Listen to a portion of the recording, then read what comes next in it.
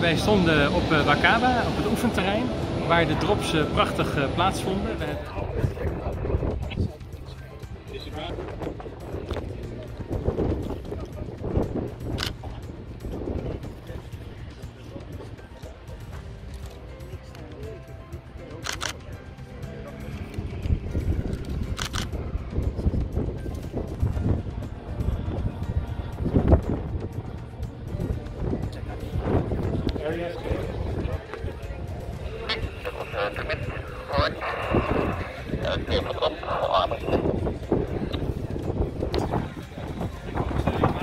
We hebben 10 drops kunnen doen.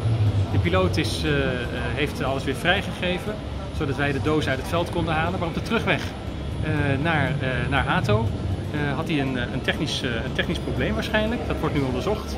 Hij heeft een noodlanding moeten maken, vlak bij de airport. Hij heeft het net niet gehaald. Er is verder, lijkt er geen schade te zijn, in ieder geval niet op de grond. Maar dat wordt nu onderzocht door de luchtvaartautoriteit en mensen kunnen daar ook contact op.